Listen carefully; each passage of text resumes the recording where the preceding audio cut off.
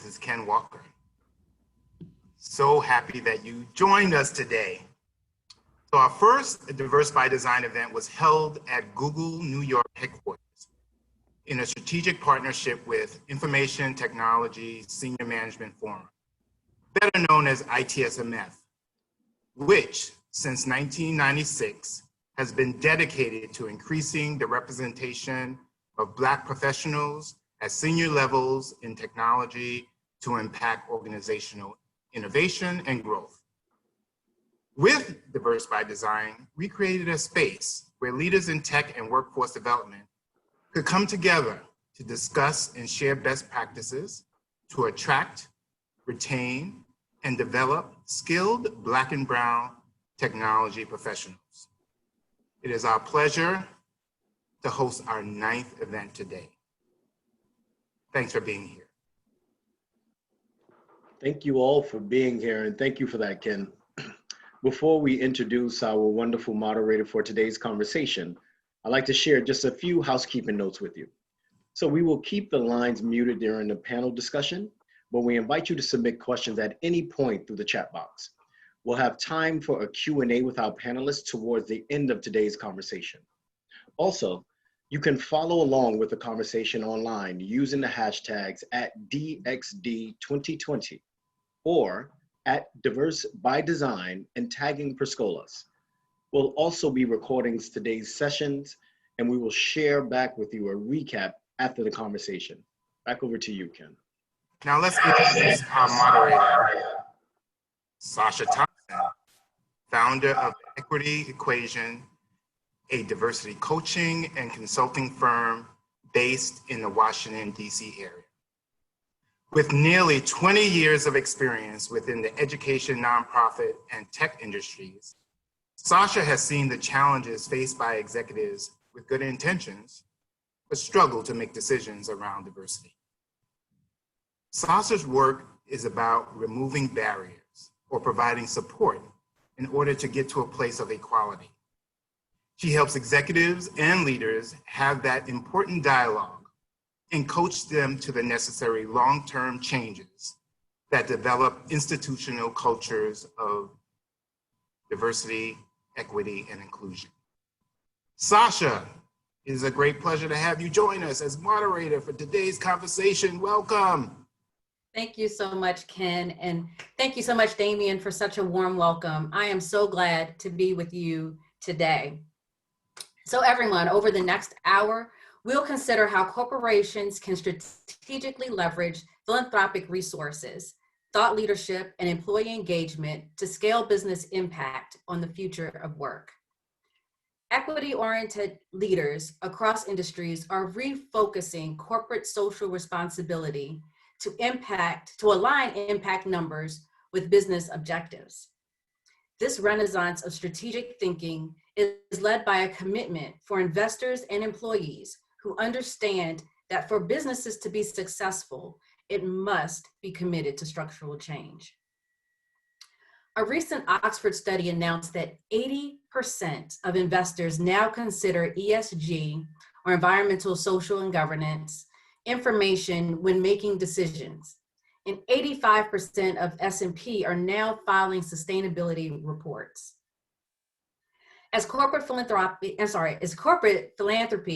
and executive thought leadership continues to redefine how we scale impact, this session will explore partnerships putting this work into practice. Panelists will cover strategies to align corporate philanthropy with business KPIs, employee engagement aligned with community work, as well as crafting executive thought leadership to elevate core themes of sustainability, equity, and impact. To begin, I'd like each of you to answer a couple of brief level setting questions via the poll that will appear on your screen momentarily.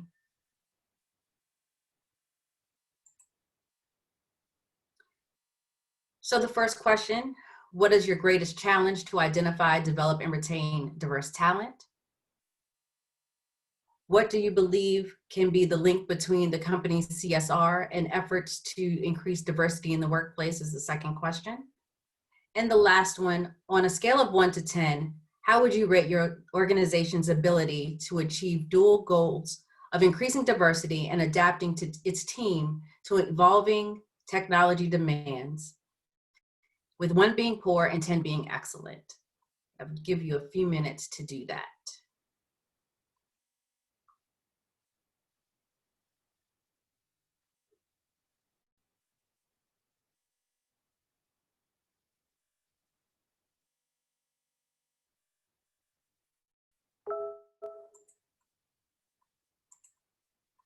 Okay, it looks as we only have 5 people that have responded, so I need people to step it up.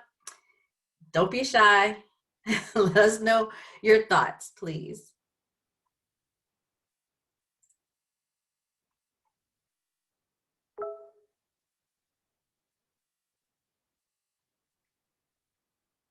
All right, another few seconds on that one before we give you the reactions to those poll results.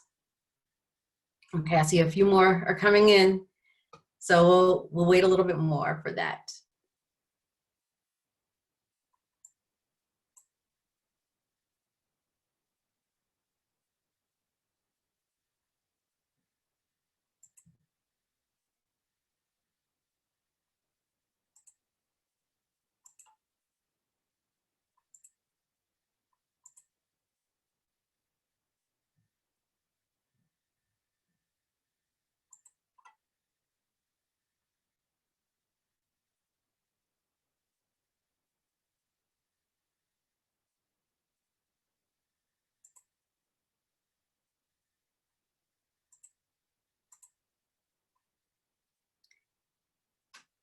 Okay, so we will move forward. I think we have all of the results in.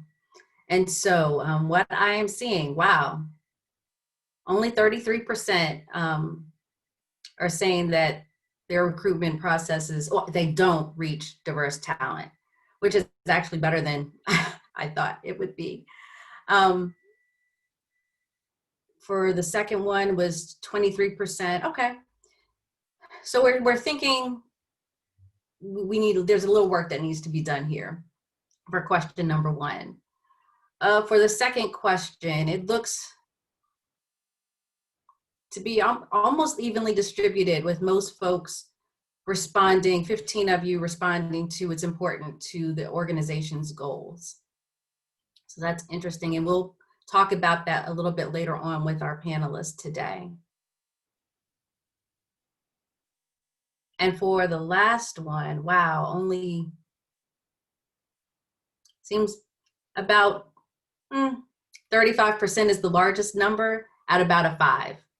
So there's definitely some work that needs to be done. So thank you all for participating in that. And so we'll continue the conversation. Today we're joined by 3 expert panelists within the fields of tech and philanthropy. Our first panelist is Hardmon Williams, Vice President at AT&T Believes. Our second is Monique Baptiste, Vice President of Global Philanthropy at 𝗕𝗂𝘀𝗶𝗴𝗶𝗀. And our final panelist is 𝗕𝗂𝘀𝗶𝗴𝗶𝗀, Executive Vice President, Delivery Operations for Infosys. We'll chat with each of them individually and then open the floor to questions. So we'll start with Hardmon. Hardmon Williams III is Vice President of AT&T Believes and Community Engagement. In this capacity, he leads the company's employee activation in the community. The AT&T Believes platform is a local employee-led focused on addressing unique causes across the country.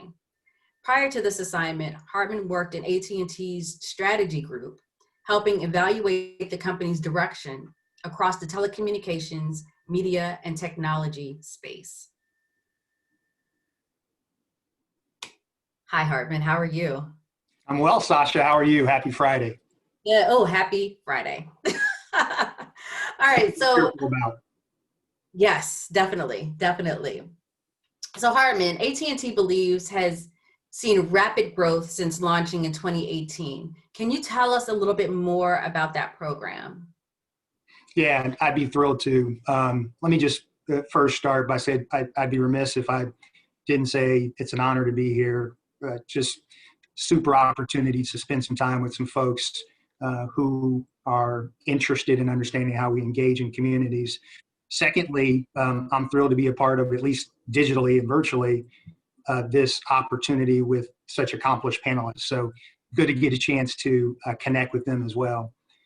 I would also say real quickly, before I get to your question, is thankful to 𝗕𝗂𝘁𝗀𝗃. They have been a tremendous partner, Sacha, for us here at AT&T since 2011. So we've benefited tremendously from their relationship and the value that they've created in young people's lives. So your question around AT&T Believes, I get the benefit and privilege of helping us lead this platform called AT&T Believes. And so quite candidly, it is a result of the innovation of our employees. And we show up in communities under this branding, naming convention of AT&T Believes, but it is not a corporate program per se. And the way to put it in context for our viewers is think about a traditional franchise model where you've got local franchise markets that embody the company brand name, but also amplify what is germane to that local community. And that's exactly what prompted AT&T Believes in terms of its start. And it started in Chicago in the third quarter of 2018. Those employees boldly came together, and Sacha said, let's try to do something about this unfortunate violence that we see in our urban communities, which quite candidly, we're not immune to because we live in these communities, we work in these communities, we go to church in these communities. And so they wanted to make sure that they could do something. It was authentic. And so they codified what was the first Believe franchise and called it Believe Chicago. And then the momentum of that notion started to spread. Take, for example, I'm here in our headquarters in Dallas, and we're building a new campus right here in downtown Dallas. And in the spirit of being courteous to those who traverse our campus, we wanted to help and be focused and be spirited about looking for solutions for homelessness. And so this Believe franchise, Believe Dallas, is focused on that. We could go across the pond and in the Czech Republic and Slovakia, which we just stood up a Believe franchise, they're focused on food insecurity for the most underserved communities in that area.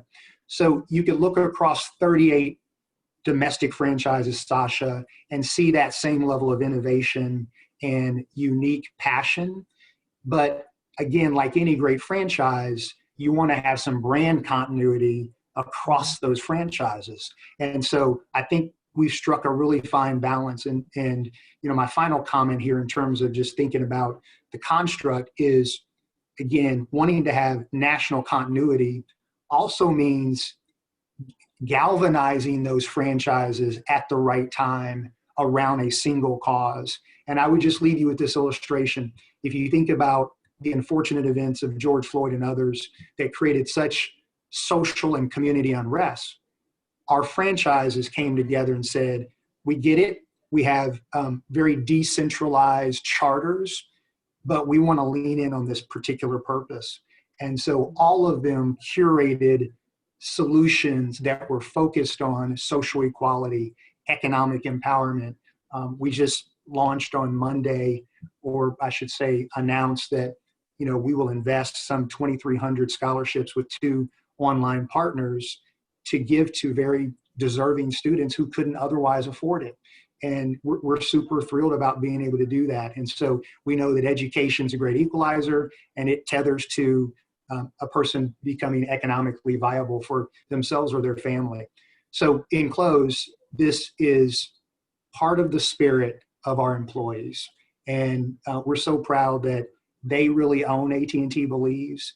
And it's our job and my job, part of the leadership team, to just help power their vision and aspiration. Thank you.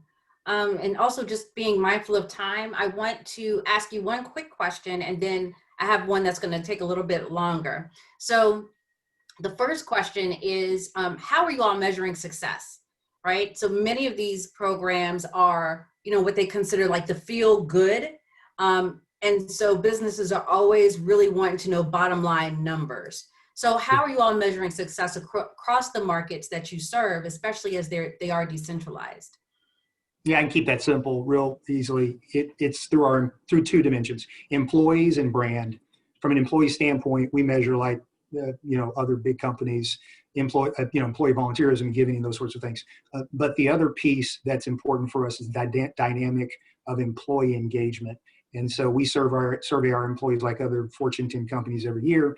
And one of the dimensions of that survey is how engaged are you? And if you look at those who participate in our community activation, they score much higher as a cohort.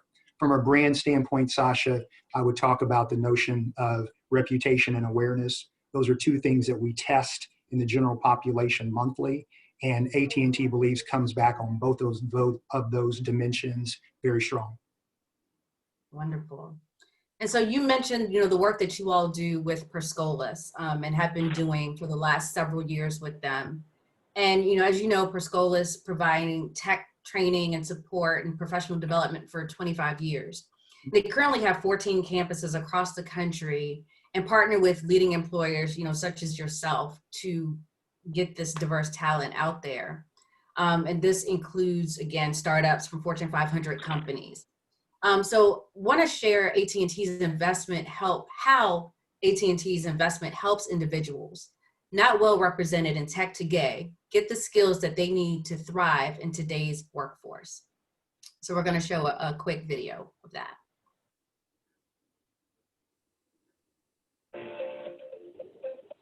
My name is Sharon Crumbler. I'm 27 years old. I live in Brooklyn, New York. And what really drove me to Perscolas was I was at an awkward time in my life where I was undecided and really didn't know what I wanted to do, but I knew I wanted to be in the technical field.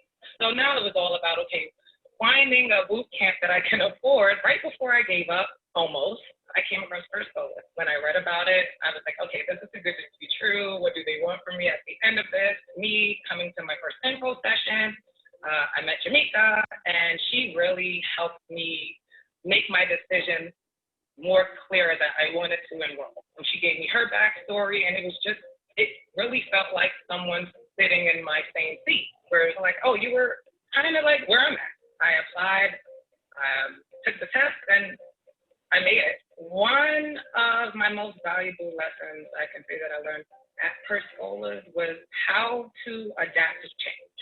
Just always being resourceful. And in my current role as an instructor, I'm dealing with, different students, all coming from different backgrounds, all coming from different learning styles and techniques. So it's really about being adaptable. Perscolas helped me with all that. My 18-week Perscolas helped me adapt to changes. So now me being in an instructor role, no matter what changes come my way, I'm able to adapt to them. That's wonderful. Hardmon, what's your reaction when you see that? Well, I got to tell you, I've seen that story probably 10 to 15 times, and each time it just makes me light up and smile. Our reaction is, she uses a word, and I'm just going to use this one, Sacha, to repeat it: adapt, adapt, adapt. And we think that's one of the biggest attributes an employee can have coming into our organization. All industries, especially ours, are going through a major transformation, especially with COVID and those sorts of things.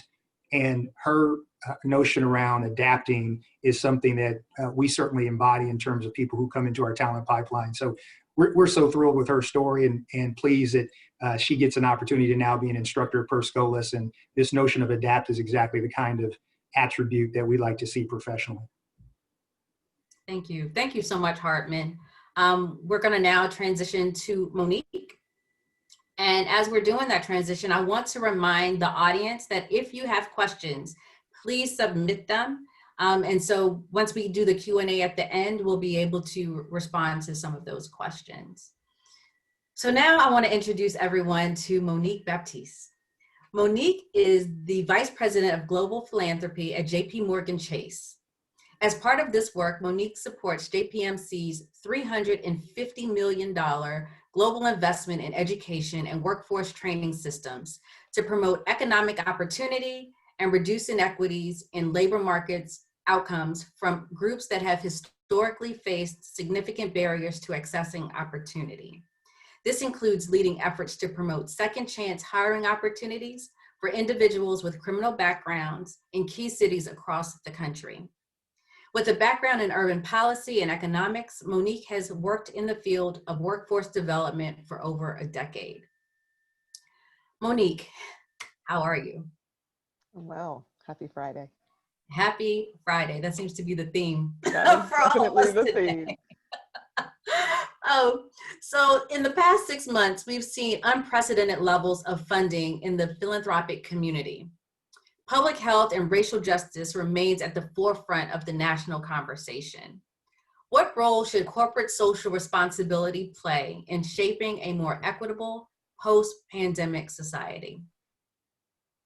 Thank you, Sasha, for that generous intro, and also thank you for allowing me to participate in this important discussion. Just wanted to quickly say before I tackle that question, just echo earlier conversations about the value of 𝗕𝗂𝗀𝗁𝗁𝗀𝗀 and the commitment to really providing opportunity and expanding opportunity in communities across the country, communities of color in particular. And so just wanted to say that I'm just really pleased to be able to be a part of this important conversation. But really speaking about the moment that we're in right now, now is really the time for corporations and corporate social responsibility to really seize a moment. We are dealing with a challenge with, how do we really help communities recover in real deep ways? How do we really allow those communities to find new options and really strike new innovations? And then how do we also think more innovatively about the strategies that we have available to really change the outcome? The reason why we're in this moment is that we're in a moment where equity and disparities exist in all of our communities, in so many of our communities, where we have certain segments of our community that have just been left behind or that have not had the same level of recovery in previous economic downturns. And in this moment, I think corporations, corporate social responsibilities, we're really challenged to think differently about inclusive recoveries and think differently about how we are leveraging our capacities. And that's not just with philanthropy, but that's as, our corporate platforms. How are we really leveraging this moment to change those outcomes? How do we really leverage this moment to really repair the damage that has happened historically within our country? When you said that, that just reminded me something that I constantly say. It's going from that performative activity to really looking at structural change, right? And making impact in meaningful ways. So I truly appreciate that.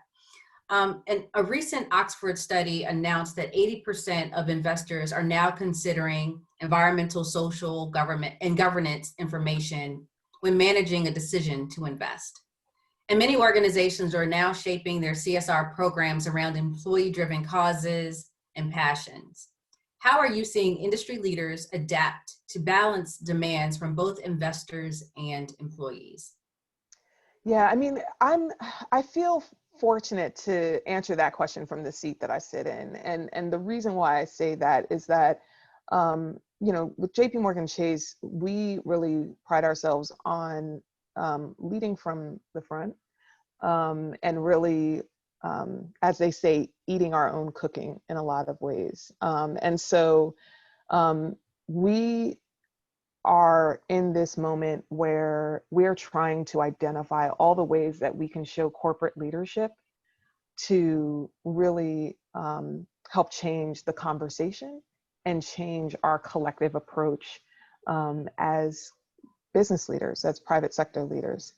I think there's a real deep opportunity for us to better blend the needs of our investors and the needs of our employers with the broader needs of workers within all the communities that we care about, and all the communities that we care about just in general. And, you know, one would presume that, you know, in the past, perhaps the gulf was a lot further apart between what investors want and what communities or employees want.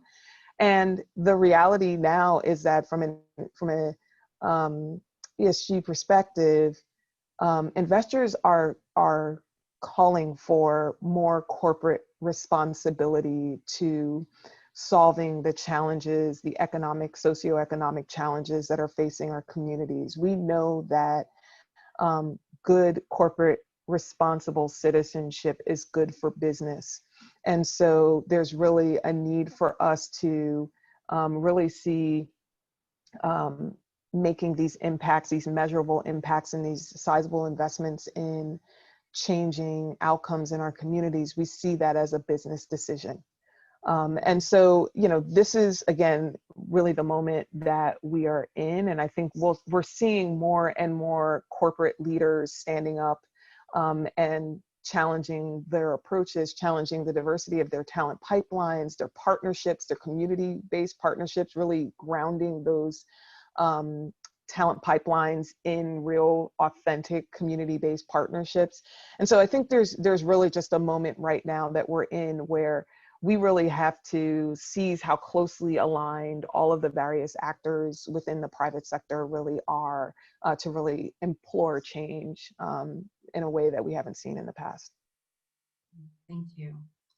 So my last question for you, which kind of definitely ties to your last response, is as part of your role as VP of Global Philanthropy at JPMC, you lead efforts to promote second chance hiring among people with arrest or conviction histories.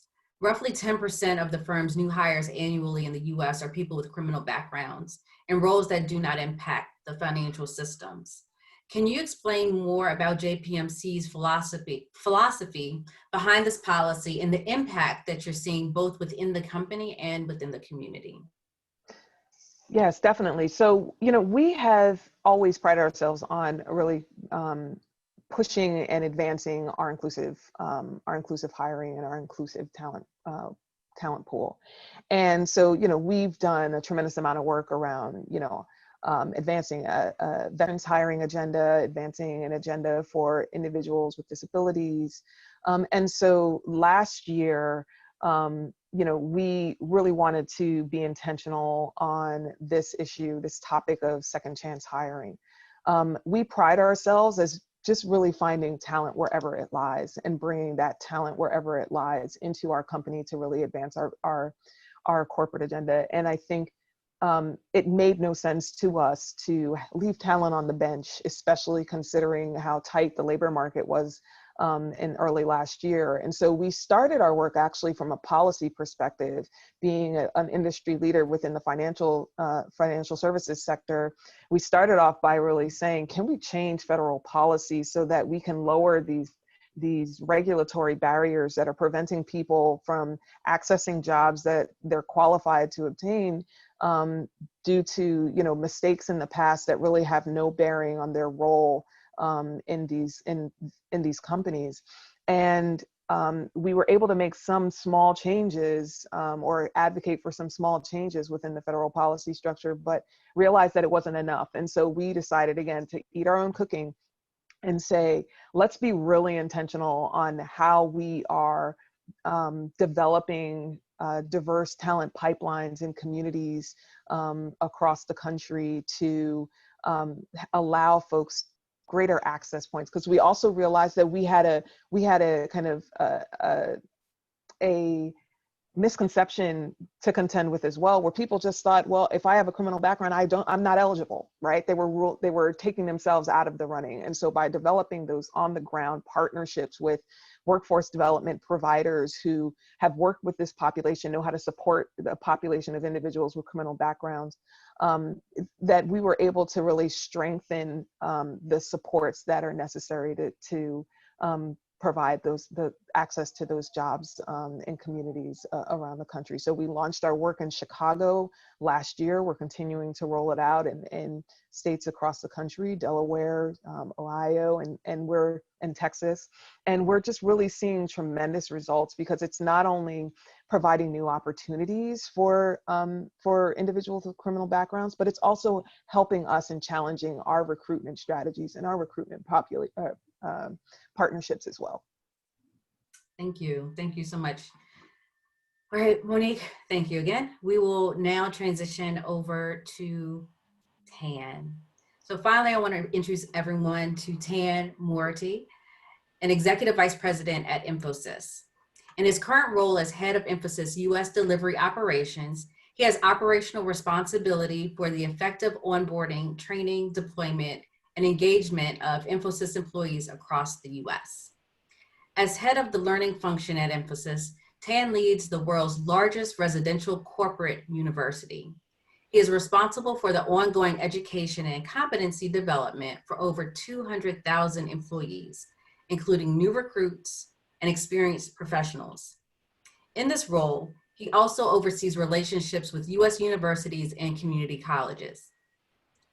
An accomplished business leader with over 3 decades of experience in the global IT services industry, Tan is one of the senior executives at Infosys. He has played leadership roles across a wide range of areas, including sales, client delivery, and corporate functions. How are you doing, Tan? Very good, Sacha. Thank you so much. Good.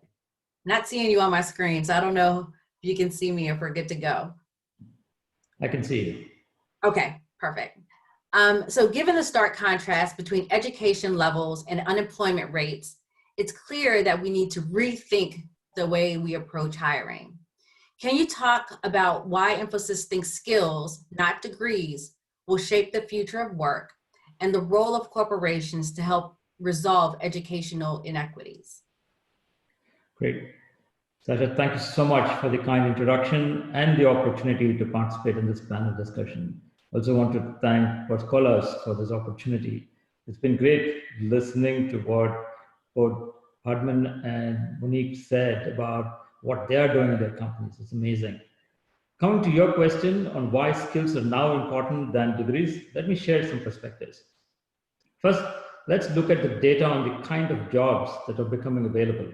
According to the World Economic Forum, more than 1 billion jobs are likely to be transformed by technology in the next decade. Furthermore, according to the forum's Jobs of Tomorrow report, there will be a large number of new roles at the forefront of the new digital economy, along with new roles in engineering, cloud computing, and product development.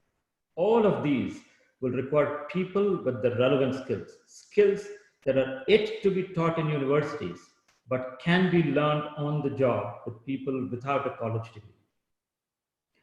Filling the often talked about talent gap requires us to tap into a talent pool that goes beyond degrees, but has the hunger and the ability to acquire these new skills.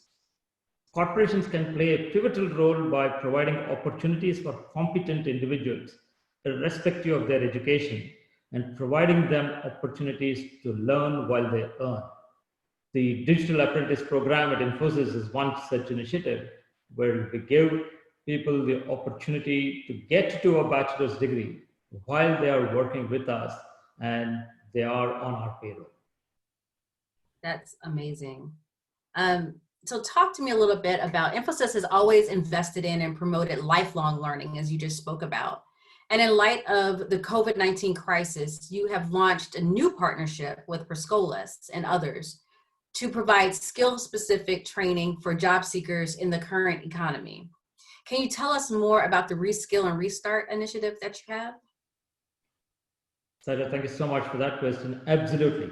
The pandemic, which has been unsparing in its impact, has brought to the front the huge disparities that exist in our society, leaving many people unemployed. Infosys launched Reskill and Restart, a consortium-led solution comprised of 𝗕𝗂𝘀𝘀𝗀 and other partners, leveraging our learning platform, Infosys Wingspan, to create a free online platform connecting employees and employers, and also providing training for job seekers following COVID-19. The platform takes job seekers on a guided journey, beginning with aptitude and skills assessment, followed by curated job-specific skills training, and culminating in matching them with available job opportunities. And 𝗕𝗂𝘀𝗀 is a pivotal partner for us in this journey for providing that training for these job seekers. So I would encourage people to go visit Reskill Restart to understand how they can benefit from it. Oh, thank you. That's an amazing program. So I want to pivot just a little bit to the Infosys Foundation. And they just recently announced they will be providing an additional 1 million K through 12 teachers across the US with high quality computer science and maker education for the next 5 years. To date, the Infosys Foundation has reached 23 million students, and this new effort will double its reach. Can you talk to us more about the importance of investing in education to create pipelines into the tech workforce? Yes. So while Reskill and Restart is for today's job seekers, the foundation focuses on the talent of tomorrow. We do that by working with teachers because K-12 teachers are at the forefront of creating tomorrow's talent. According to NCES, there are roughly 3.2 million K-12 teachers in the US teaching 51 million K-12 students across public schools. Through the in-person Pathfinders Institute that we launched in 2018, we trained 1,300 teachers in computer science and making. And now with the Pathfinders Online Institute, we have thousands more accessing this content. It is projected that by 2030, 10 million jobs could go unfulfilled. And if we don't have the right talent, and that is why investing in education today is critical for us to create the talent of the future. And teachers are the best way to make that happen. And that's why we believe in investing in teachers. It gives a multiplier effect on the investment that you make for the larger good of the community. Thank you. Thank you so much, Tan. So I want to thank our panelists. We will spend the remainder of the time today in our Q&A. If you have a question, please feel free to drop it in the Q&A box now. And we'll start with, there are a few questions there, and so we'll go ahead and start there. So the first question that has popped up. So this one is for Hardmon and/or Monique. Can you share some of the most successful strategies you've seen implemented to align corporate philanthropy with business KPIs? Monique, ladies first.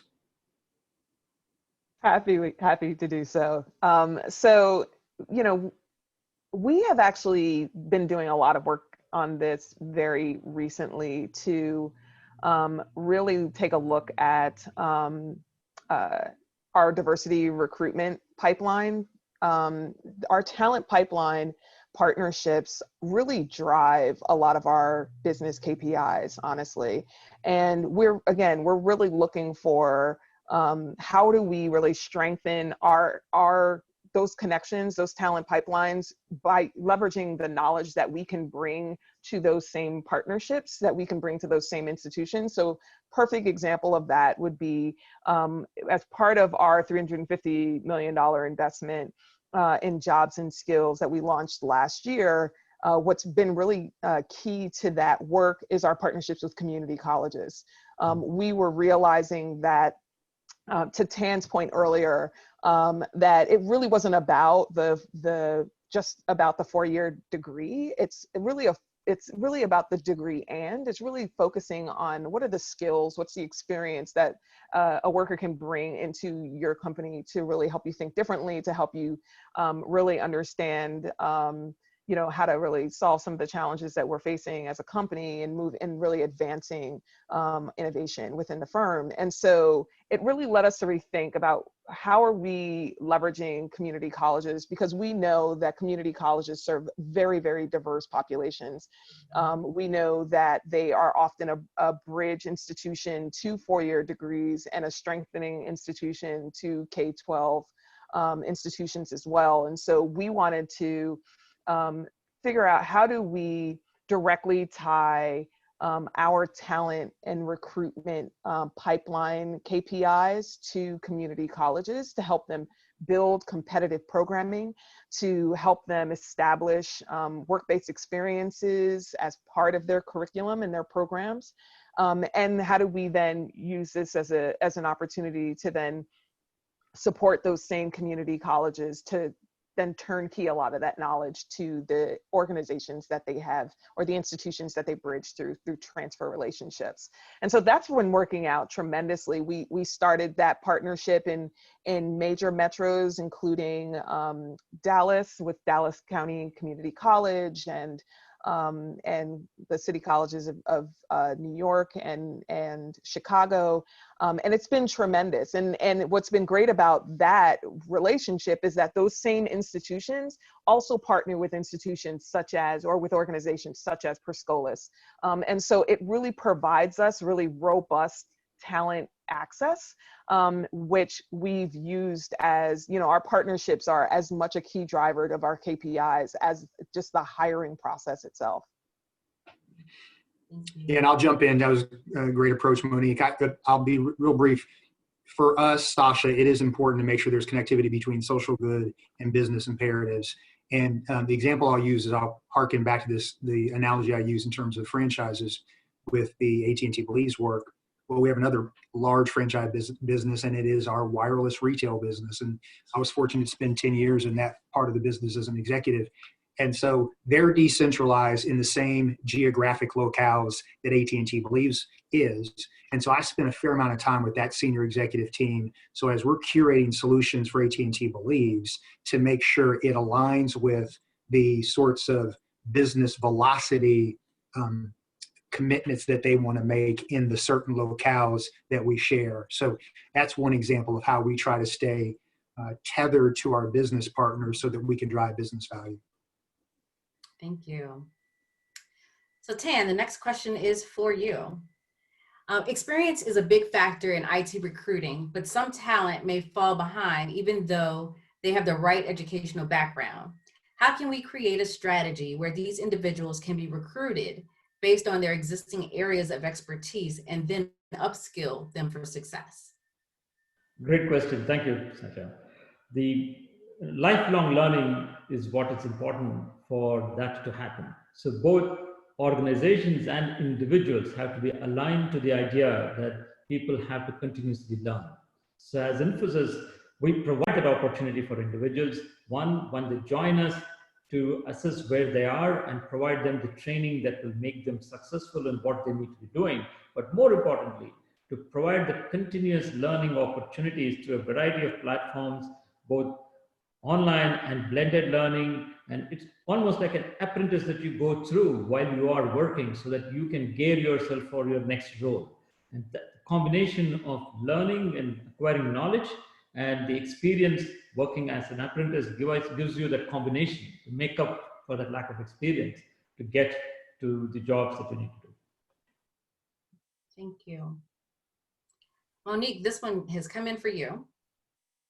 JP Chase recently announced the $30 million 5-year commitment to advance racial equity and a pledge to build a more equitable, a pledge to build a more equitable and representative workforce.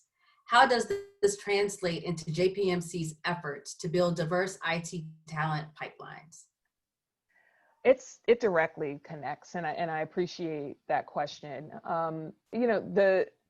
The investment that we just recently announced, that we just announced yesterday, at what's center focus on that is how are we leveraging our lines of business to really think about diversity and talent and inclusive hiring practices, as well as to Tan's point again, the continuous reinvestment in our workforce so that those who enter into JP Chase, our workers of color, have the opportunity to rise in the ranks as well.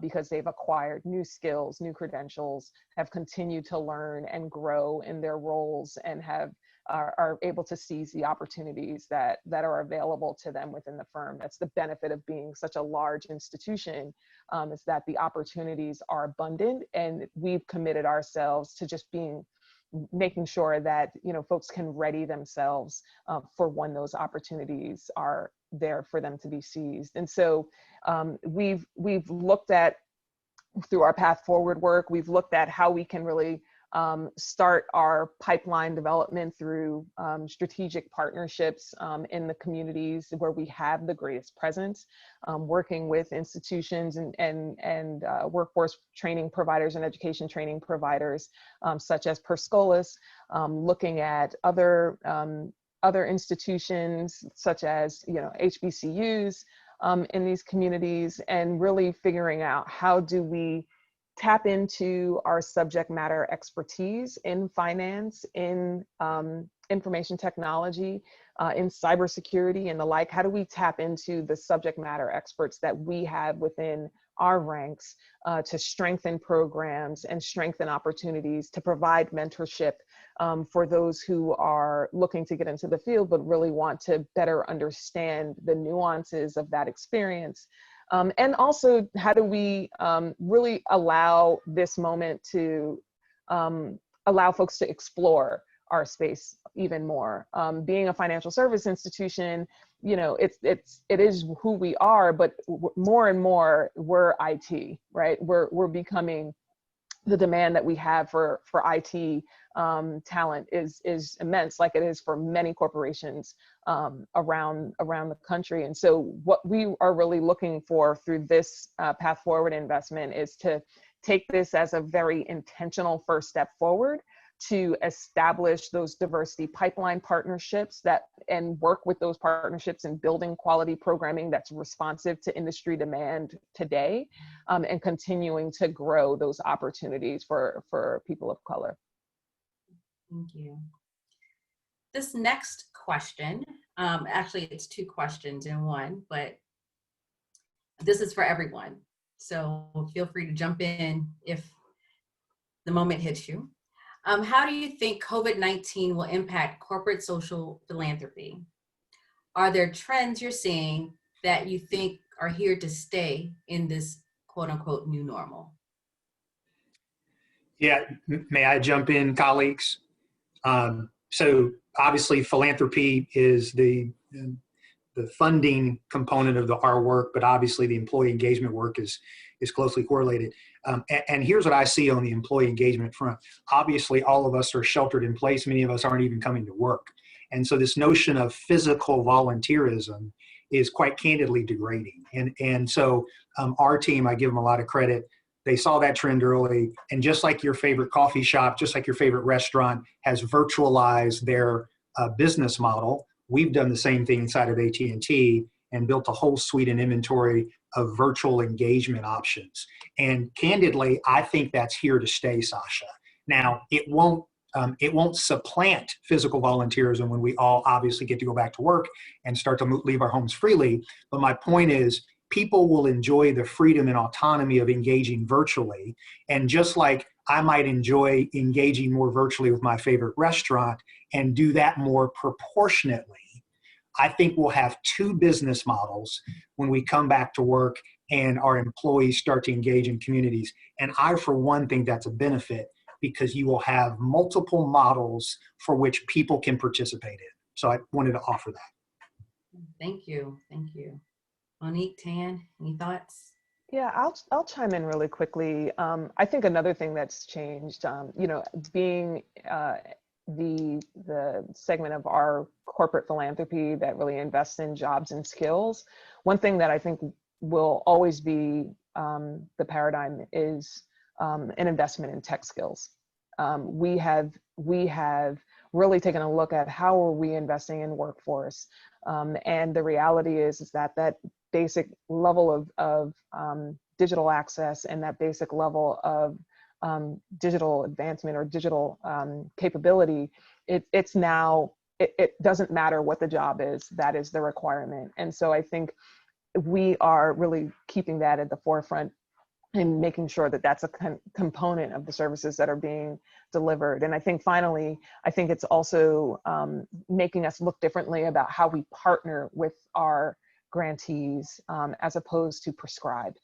We know that this is a new space for everyone, and we're seeing this as a moment for us to learn more and listen more to what the realities are on the ground, so that we can avoid the pitfalls that have historically plagued some of our communities.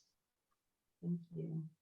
Yeah, so if I may add, Sacha, so Reskill Restart was a direct result of COVID-19. With the number of people that became unemployed, we said we need to find ways for them to get trained in areas where there are job opportunities. That's just a start. But I see that continuing with things that we do, and like Monique said, on the technology piece. And every business is now IT. IT is at the core of every business, and the differentiation comes from how IT is used in the business, and therefore people with those skills are so important. And shredding this need for degrees and looking at skills, that I think will continue. The second piece is on volunteerism that Hardmon mentioned. I think we, for example, are looking at how we can pair up individuals with school teachers on providing them support for them to get into this hybrid model, because not everybody is comfortable with the new technologies that they need to use. And now we don't have to go to the school to provide them that support. But COVID-19 has demonstrated that you can do a lot of things sitting where you are, and making that connection happen, to connect with the community and make a difference to the school teacher by our employees, is something that is triggered through what COVID-19 has done, and I see that continuing. Thank you. Are there any last thoughts before we kind of wrap things up here? All right, well, I want to thank you all for spending an hour of your day with us today. I hope that today's panel discussion has provided insight into how to address diversity and equity of opportunity in the tech workplace. If you want to know more about hiring or building partnerships to find skilled and diverse tech talent, email us at diversebydesign@perscolas.org. The final Diverse by Design conversation in 2020 will be hosted next Friday, October 16th from 2 to 3 p.m. Eastern, and will feature leaders from Deloitte, Capgemini, Notre International, and AT&T University in conversation about internal pathways for skills building and the critical importance of prioritizing inclusion in that process. We've just dropped a link in the chat if you would like to register and join us. Again, I want to thank Hardmon and Monique and Tan for your time and knowledge today. Thank you to Diverse by Design and the team, and to the strategic partner ITSMF, which I absolutely love that organization, and Perscolas. So thank you all, and enjoy your weekends. See you next time. Thank you, Sacha. Thank you, Sasha. Fantastic job. Great job. Thank you. Have a good weekend.